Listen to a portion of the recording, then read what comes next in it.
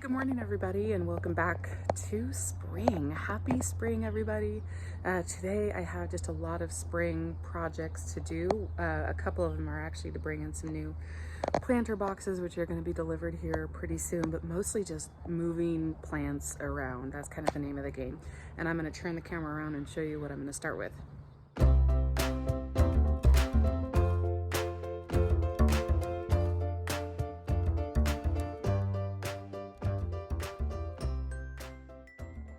Okay, so we're in the lower garden just below the rose trellis here, and first you'll notice that I've moved the bench and going to be putting these pavers underneath it just to level it out and hopefully get that done today, so then I can start building things up around it. Over to the right, I need to prune the hydrangea that's there. Just do a light prune on it. Those were added into the ground last year. I just want to give them a little bit of a help this year, but not do anything too drastic. But more so, I have a lot in this area that it's really hard to see, but if you've just stared and studied your garden like I do all winter and just looking back at pictures, I know exactly what I have to move. So the first right here, I'll come down and it's already starting to sprout, is a goldenrod. And where this is placed, this goldenrod gets to be about, I would say, well, it's about as tall as me, so between 5 to 6 feet tall. So if I back up and show you without tripping over anything, that where I placed it, it actually goes a bit above the hydrangea right here. So what I'm going to do is I'm going to just scoot it back. So back against the fence, I've had some delphinium there. They didn't do very good last year. So I'm going to just basically take them out, move the goldenrod back, and then I have more goldenrod from the same grouping that this plant came from a friend's house, to add next to it. So that's great. The second thing is this daylily here. This is just way too short to be in the back like this. So I'm going to move this daylily out, and then the goldenrod that I plant here will kind of take over and make a striking height along the back of the fence. Next to it is my grouping of asters. These are going to stay because they do super well back against the fence. It doesn't look like much right now, but they're going to do great. I have another daylily and a geranium I'm going to move too because they're just too short. So I'm going to move those out here, and then I'm going to be doing a planting of these daylilies that I'm moving just along this path here. Daylilies can stand some watery feet, and this place gets bogged down with a lot of drainage, so I think this is going to be really striking with all of those daylilies along there. And then I'll move the hot lips somewhere else. So that is the plan for this area right here.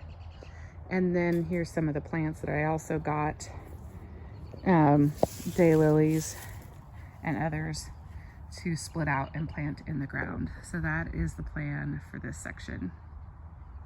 And before I get started, I just wanted to show the other side of the garden, which looks like a mess, but it's all going to a good spot. So my new vegetable planter boxes are going to go along the fence in the back corner back here. So all of this is meant to fill in that space. Ryan's going to come down and help put some pavers down for them, and we'll talk about why later, and then get the pavers in for the bench. But a lot is going to come together and we got to do it before the rain. So I'm going to go ahead and get going. Now that I'm sufficiently muddy, covered in dirt, let me show you a little bit about what I did. So I took all of the different daylilies I had that were being hidden in the back and just covered when a lot of the taller plants came up. I moved them all to this area up front along my border, kind of in a swoop there, and then I'll fill this in with some annuals. Moved them out of the back, but in the back what I replaced them with are some iris that are right here, as well as those goldenrod in the back that'll be a taller variety. Put a Shasta daisy here. Not sure what that plant was, but I'm told it's tall, so I plugged it there. We'll see what it is together. And then just generally trying to organize the dirt pile. And this is totally normal to see a dirt pile like this in any garden this time of year.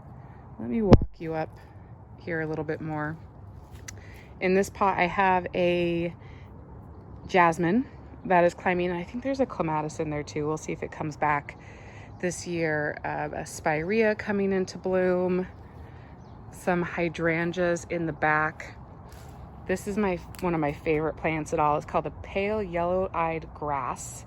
And if you Google that, you'll see the gorgeous flower that it puts off in early spring. And then most of the rest of summer, it stays a really nice grass. Really, really love that plant. My maple is trying to rebound. It had kind of a tough year last year, but it's looking good so far. And then I threw another daylily that I was gifted here in front of my border, back planted with some astilbe that's starting to come up. I did have to shift some heucherellas off to the side near that fern. So this is all just a big puzzle, right? Just moving one thing to the next, and then where do you plant the other? Honeysuckle just doing awesome as we spin around here. Quick update on the left side of the lower garden with the vegetable gardens. We got our planters in, which is really exciting. Got them leveled off.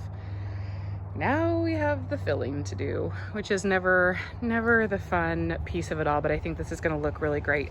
I'm going to add some trellises to those so they give some height to the bottom garden, kind of like the trellis on the right does here, to grow different things like cucumbers or peas up and match the height for some balance in the lower garden.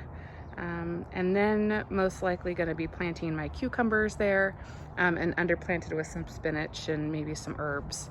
Haven't quite decided yet, but yeah, good day in the garden.